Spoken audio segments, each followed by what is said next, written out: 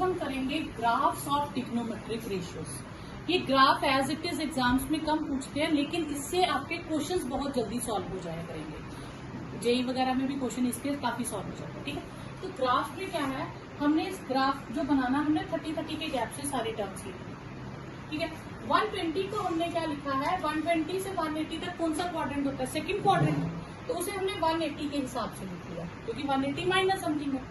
फिर 210 से लेके 270 तक थर्ड क्वाड्रेंट है, तो भी मैंने उसको 180 के हिसाब से लिख लिया, 180 प्लस समथिंग। और 300 ऑनवर्ड जो है वो फोर्थ क्वाड्रेंट में आ जाएंगे, तो मैंने उसको 360 के अकॉर्डिंग लिख लिया। ठीक है, तो मैंने इसमें π/2 का यूज नहीं किया, क्योंकि π/2 का यूज करूंगी तो नाम बदलने पड़ेंगे, कॉम्प्लीमेंट्री एंगल लगाने पड़ेंगे, वो थोड़ा सा मुश्किल हो जाता है, तो इसलिए मैंने इसको 180 से किया। ठीक है, अब यहाँ से यहाँ तक ये किस क्वाड्रेंट में आ रहा है, ये फर्स्ट क्वाड्रेंट में आ रही है, ये 3 सेकंड क्वाड्रेंट में, ये 3 थर्ड क्वाड्रेंट में, और ये 3 फोर्थ क्वाड्रेंट। ठीक है, इसी हिसाब से हमें पता चल जाएगा कि हम पॉजिटिव साइन रखें या नेगेटिव साइन रखें। साइन 0 0 होता है, साइन 30 1/2 होता है, जिसे हम 0.5 कहेंगे। साइन 60 √3/2 होता है, √3 होता है 1.73/2, तो हो जाएगा 0.86। ठीक है, और साइन 90 1 होता है। ठीक है, तो ये मैं 1 यहाँ लिख लेती हूँ, कोई कंफ्यूजन नहीं। अब सेकेंड क्वाड्रेंट में बचेगा क्या, साइन 60 डिग्री, और साइन 60 डिग्री हमारे पास कितना है, 0.86।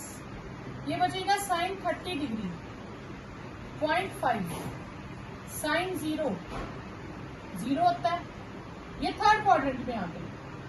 थर्ड क्वाड्रेंट में हमारे पास क्या आ जाएगा, साइन 30 नेगेटिव थर्ड क्वाड्रेंट में, minus 0.5 minus sine 60 minus 0.86 minus sine 90 minus 1। फिर फोर्थ क्वाड्रेंट में इसमें भी साइन नेगेटिव होता है, तो minus sine 60 minus 0.86 minus sine 30 minus 0.5 और साइन 0 0 होता है, तो माइनस भी लगा लोगे तो साइन 0 0 ही होगा, तो इसलिए प्लस माइनस कोई चक्कर नहीं। अब हम यहाँ पे ग्राफ बनाएंगे, तो ये हम ले लेंगे एक्स एक्सिस। ठीक है, यहाँ पे हम इसको वाई एक्सिस। ठीक है, इस तरफ हमारे पास वैल्यूज हम 30-30 डिग्री एंगल्स की लेंगे, 30 60 90 120 150 180 210 240 270 300 330 360। क्लियर? अब इसकी वैल्यू क्या है, 1 तक गई है, तो हम इसे ले लेंगे 0.5 और ये ले लेंगे 1। इसी तरह नेगेटिव में -0.5 और ये ले लेंगे -1। इधर भी हम ले सकते हैं -30 डिग्री -60 डिग्री -90 डिग्री, इस तरफ भी ले सकते हैं। अब जो वैल्यूज आई है मैं उन्हें प्लॉट करूंगी। ठीक है, तो अब साइन 0 कितना है, 0, फर्स्ट वैल्यू आ गई मेरे पास, ये साइन 0 हो गया 0। साइन 30 0.5, ये 0.5 आ गया। साइन 60 0.86 0.86 1 से थोड़ा कम ले लेंगे, और साइन 90 1। ठीक है, फिर 0.86 120 पे, फिर 0.5, फिर 0, फिर -0.5, तो इसके सामने -0.5, फिर -0.86, फिर -1, फिर -0.86 0.5 और 0। ठीक है, अब मैं इसे ज्वाइन करूंगी, तो ज्वाइन करूं तो ये ना स्ट्रेट लाइन में नहीं बनाना, कर्व है, तो इसको गोलाई में रखना हाथ। ठीक है, तो ये इस तरह से कर्व बनेगी।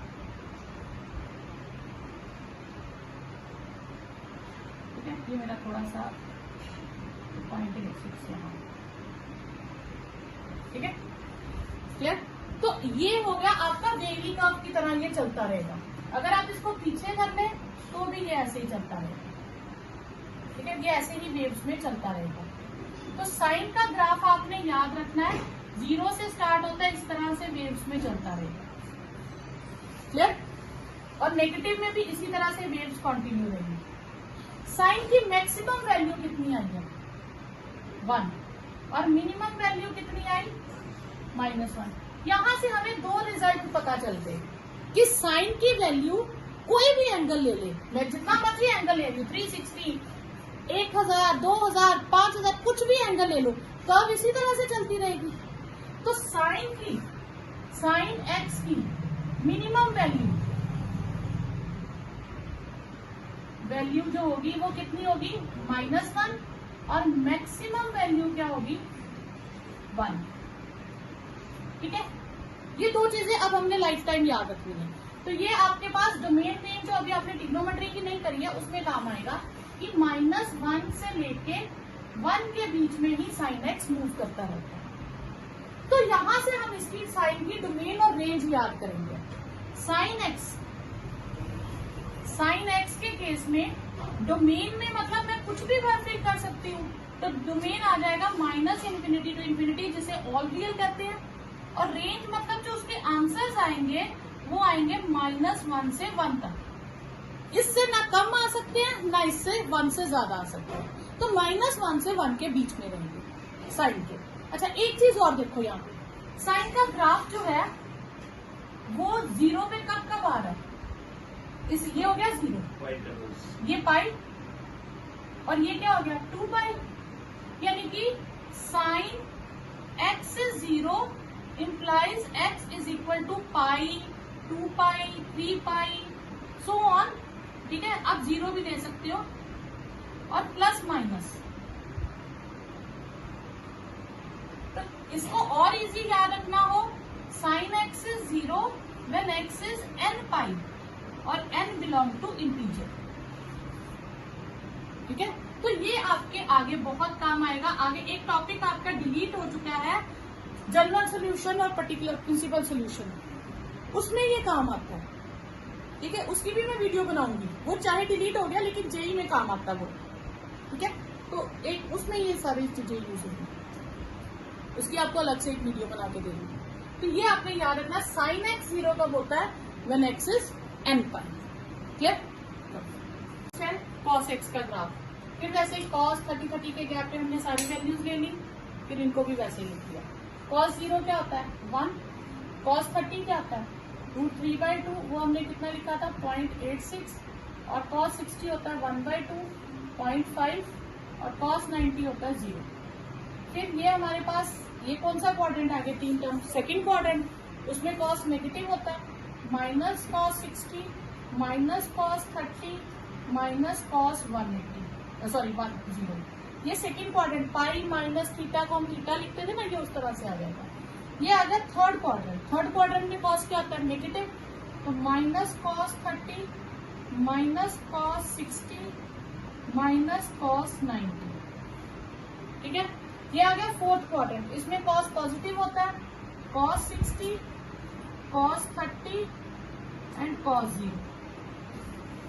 cos 60 आ गया -0.5, -0.86, -1, -0.86, -0.5, 0, फिर 0.5, 0.86, और ये हो गया हमारे पास 1। ठीक है, फिर से हम ग्राफ बनाएंगे, 0, 0.5, 1, -0.5, -1, 30, 60, 90, 120, ये हमने 30 के गैप से वैल्यूज लिखी। अब हम वैल्यूज फिल करेंगे। cos 0 1, ठीक है, cos 30 0.86, तो 0.86, cos 30 0.86 यहाँ हो गया, cos 60 0.5, फिर cos 90 0, cos 120 -0.5, फिर -0.86, फिर 1, फिर -0.86, 0.5, 0, इसी तरह से फिर 0.5, 0.86 और फिर 1। तो इसका ग्राफ जो बनेगा हमारे पास क्या बनेगा, ये इस तरह से कर देंगे।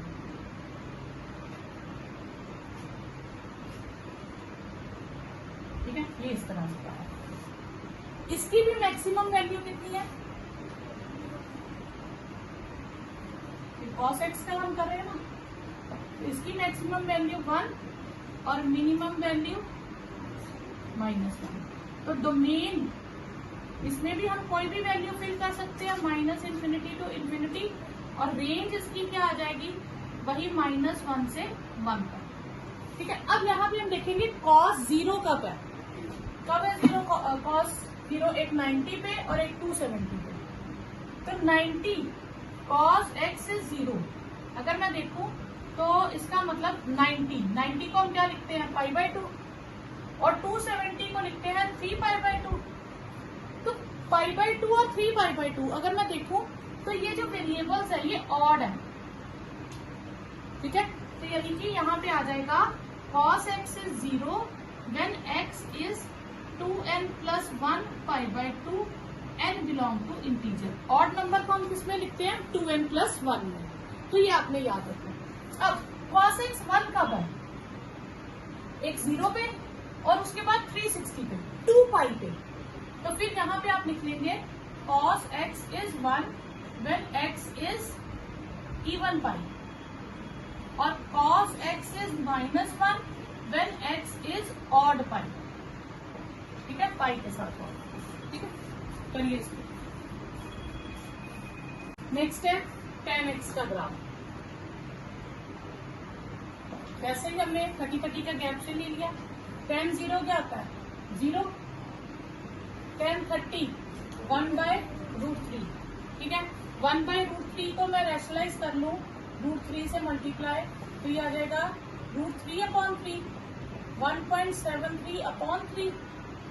ठीक है, तो वो हो जाएगा हमारे पास 0.54। और √6 होता है tan 60 होता है √3, वो हो जाएगा 1.73। और tan 90 होता है नॉट डिफाइंड। अब आ जाओ सेकंड क्वाड्रेंट में। सेकंड क्वाड्रेंट में tan क्या होगा, नेगेटिव, -tan 60, -tan 30, -tan 0। फिर थर्ड क्वाड्रेंट में tan positive, tan 30, tan 60, tan 90। Fourth में फिर से negative, -tan 60, -tan 30, -tan 0। Clear. अब फिर इन्हीं वैल्यूज को हम लिखेंगे 1.73 -3 -0.54 0 और फिर 0.54 -1.73 नॉट डिफाइंड, फिर 1.73 माइनस में फिर से ये प्लस में आएगा। ठीक है, ये -0.4 और ये 0। ठीक है, अब इसमें जो नॉट डिफाइंड आया यहाँ पे हम ध्यान देंगे कि नॉट डिफाइंड कहाँ पे आया, तो वैसे ही हम लेंगे। ठीक है, हमने ये वैल्यूज ले ली 30 के इंटरवल्स पे। इसमें देखो 0 है 0.5, 1.73 यानी कि 1 से बड़ी हो गई, तो मैं ऐसे 0.5 के गैप ले लेती हूँ, 0.5, 1, 1.5 और 2। और यहाँ पे भी -0.5, -1, -1.5 और माइनस, याद रख लिया। अब सबसे पहले हम देखेंगे नॉट डिफाइंड कहाँ पे है। नॉट डिफाइंड को हाईलाइट कर लो। एक आया 90 पे और एक आया मेरे पास 270 पे। ठीक है, एक 90 और एक 270। तो मैं 90 पे एक डॉटेड लाइन बना लूंगी पैरेलल टू वाई एक्सिस और एक 270 से।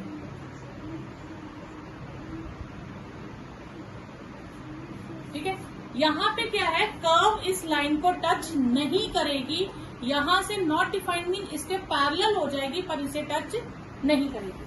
पहली वैल्यू कितनी है, 0।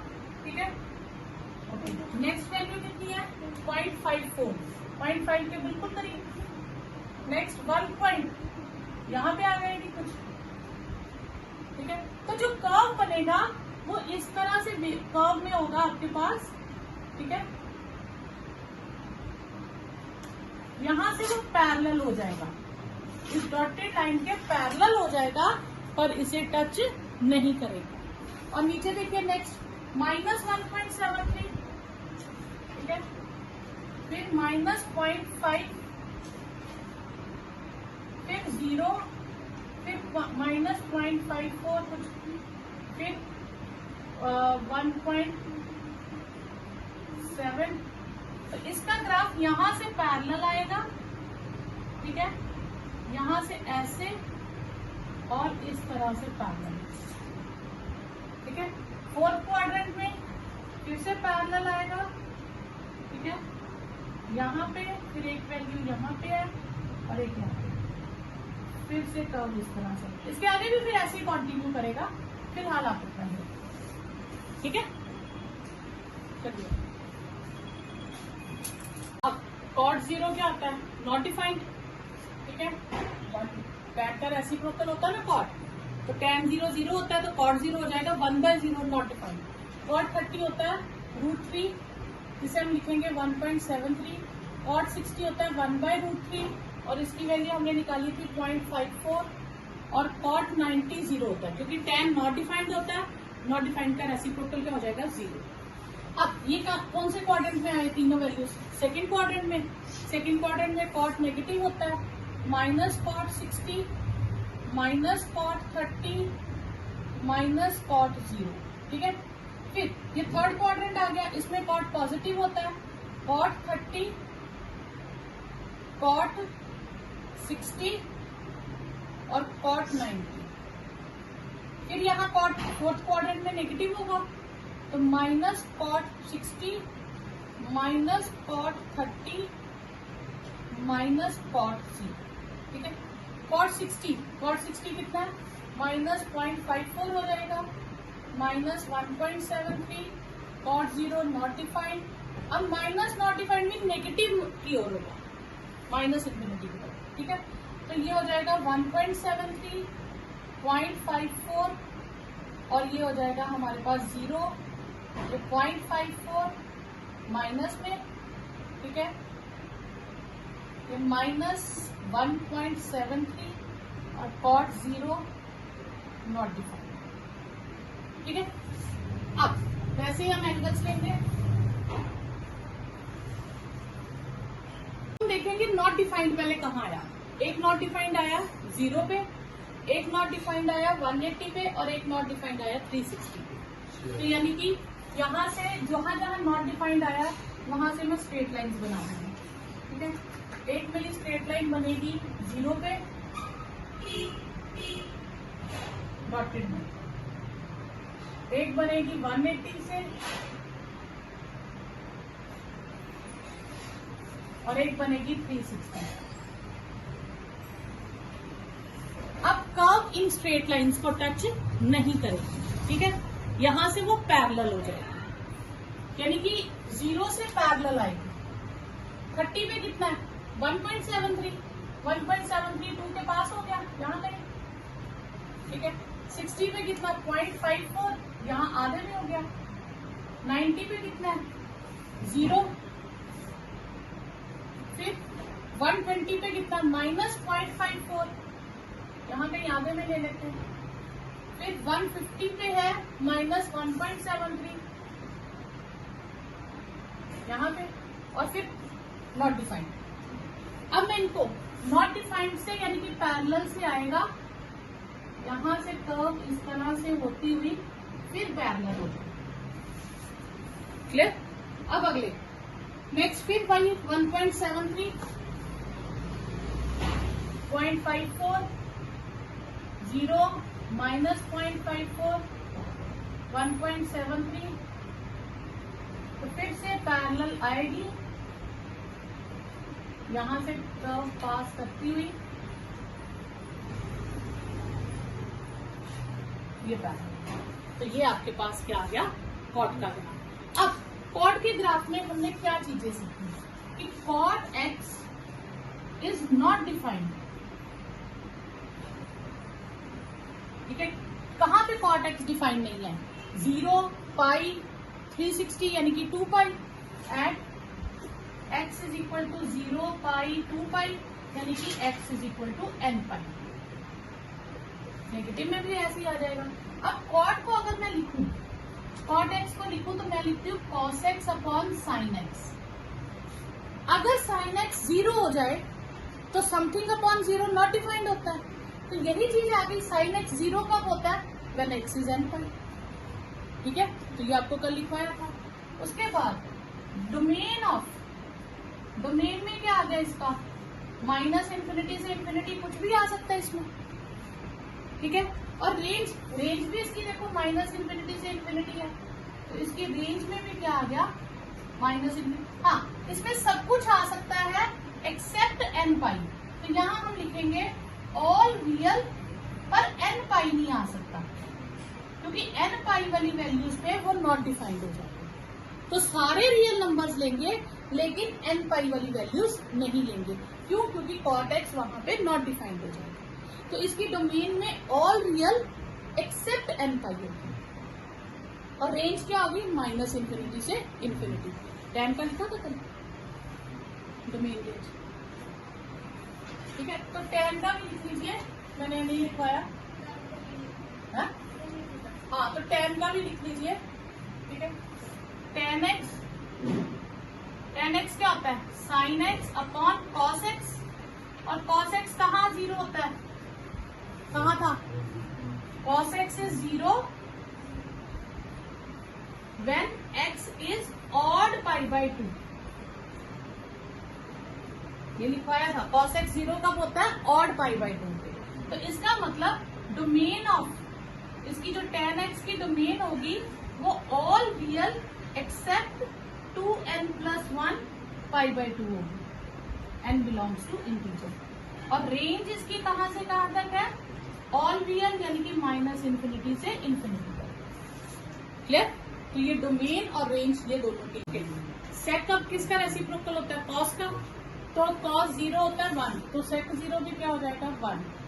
sec 30 cos 30 होता है √3/2, तो ये हो जाएगा 2/√3। अब मैं रेशनलाइज कर लूंगी इसको, तो ये होगा 2/3 इंटू √3, 2/3 इंटू 1.73। ठीक है, तो ये आ जाएगा 3.46 अपॉन 3, तो ये आ जाएगा 1.15। ठीक है, अब हम 1.15 सारी जगह फिल करेंगे। cos 60 होता है 1/2, तो sec 60 हो जाएगा 2/1, और cos 90 0, तो ये क्या हो जाएगा, नॉट डिफाइंड। ठीक है, अब आ गए हम सेकंड क्वाड्रेंट में। सेकंड क्वाड्रेंट में sec नेगेटिव होता है,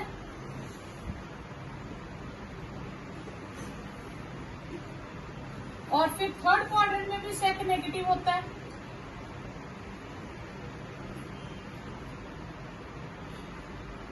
फोर्थ क्वाड्रेंट में sec पॉजिटिव होता है।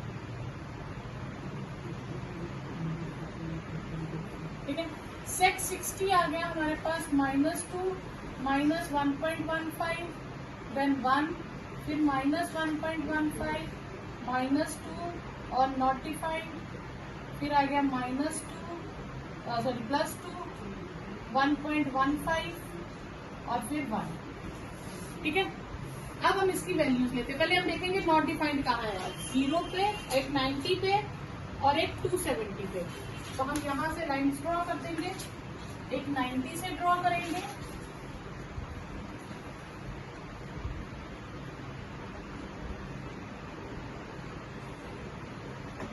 ठीक है, और एक 270 से। ठीक है, ये हो गया नॉन पैरेलल, ये आ गया हमारा जहां पे वो कर्व इसको टच नहीं करेगी। अब वैल्यूज लेंगे, sec 0 1, यानी कि इसकी पहली वैल्यू आ गई 1, फिर 1.15 इसके बिल्कुल पास, फिर 2 और फिर नॉट डिफाइंड।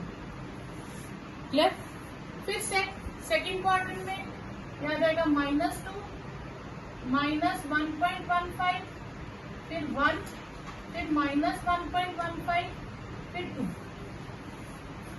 क्लियर, और यहाँ पे 2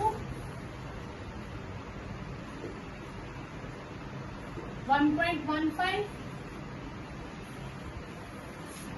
और 1, यह है हमारे पास। अब इसका ग्राफ कैसा बनेगा, ये देखिए, यहां से कर्व जा रही है ऊपर और फिर पैरेलल हो जाती है, यहां से पैरेलल से आ रही है और ये इधर को नीचे ही टर्न कर जाती है, ऊपर जाती नहीं है, ये वापस नीचे की ओर टर्न कर जाती है। और यहाँ से पैरेलल से आ रही है और यहाँ पे इसका ग्राफ इस तरह से है।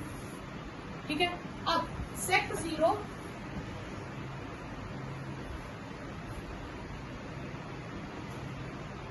सेक एक्स, ये होता है 1/cos x, is not defined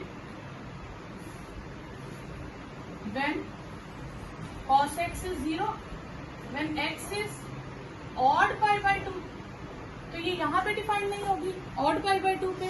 ठीक है, तो इसका मतलब डोमेन में क्या आएगा, all real except odd pi by 2, और रेंज में क्या आएगा,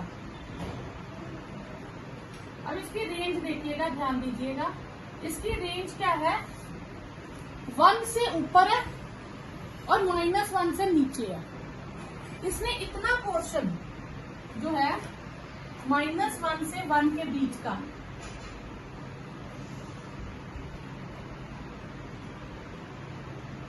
ये पोर्शन इसमें लिया ही नहीं है ग्राफ। कोसेक 0 क्या है, साइन 0 का रेसिप्रोकल, साइन 0 0, तो ये शुरू से ही नॉट डिफाइंड हो जाएगा, ये हो जाएगा 2, ये 2/√3, इसकी वैल्यू हमने अभी निकाली थी 1.15, और कोसेक 91, फिर 120 second quadrant positive, 2 not defined, -2 -1.15 -1 -1.15 -2 और नॉट डिफाइंड।